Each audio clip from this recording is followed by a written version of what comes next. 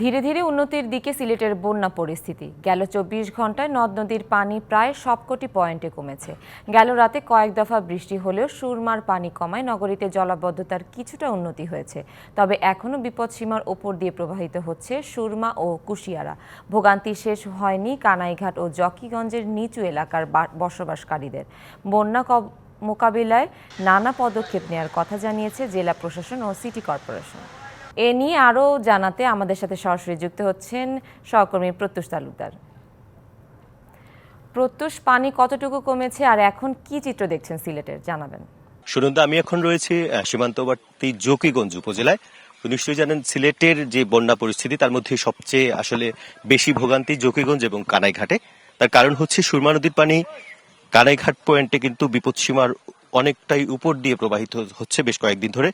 তবে গেল ১২ ঘন্টার যে চিত্র আমরা পেয়েছি, বিপদসীমার উপর দিয়ে প্রবাহিত হলেও বেশ কয়েক সেন্টিমিটার কমেছে এই কানাইঘাট পয়েন্টে। সেক্ষেত্রে বলা যায় সামান্য কিছুটা উন্নতি হয়েছে। তো আপনি দেখতে পাচ্ছেন একেবারে প্রত্যন্ত অঞ্চলে আমরা চলে এসেছি, সেটা হচ্ছে বালিটেকা গ্রাম।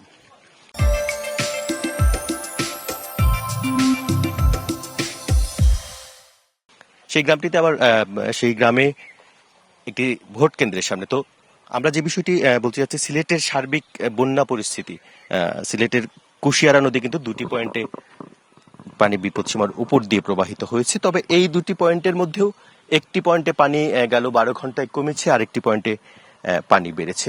এবং সিলেট পয়েন্টে সুরমা নদীর পানি কিছুটা কয়েক সেন্টিমিটার বেড়েছে। তবে গতকাল থেকে কিন্তু সেটি বিপদসীমার নিচ দিয়ে প্রবাহিত হচ্ছে, যে কারণে সিলেটের যে জলাবদ্ধতা পরিস্থিতি সেটি কিন্তু কিছুটা উন্নতি হয়েছে। তবে এই সব এলাকা, জকিগঞ্জ কানাইঘাট এলাকার কিন্তু বেশিরভাগ বাড়ি ঘর নিচু অঞ্চলের পানির প্লাবিত হয়েছে এবং অনেকের বাড়ির উঠোন পেরিয়ে আসলে বাড়িতে হাঁটু পানি কোমর পানি পর্যন্ত অনেকের আছে। তবে সেই পরিস্থিতিও ধীরে ধীরে উন্নতি হচ্ছে এবং এই বন্যা পরিস্থিতি মোকাবেলায় জেলা প্রশাসনের পক্ষ থেকে প্রায় ৬০০ আশ্রয় কেন্দ্র খোলা হয়েছে এবং সেখানে নগদ অর্থ, খাবার সহ আসলে সব ধরনের সহায়তা দেওয়া হচ্ছে। এছাড়াও সিটি কর্পোরেশনের পক্ষ থেকে যে সকল নিচু এলাকায় পানি জমে রয়েছে এখনো সেখানে খাদ্য সহ নানা ধরনের সহায়তা দেওয়া হচ্ছে।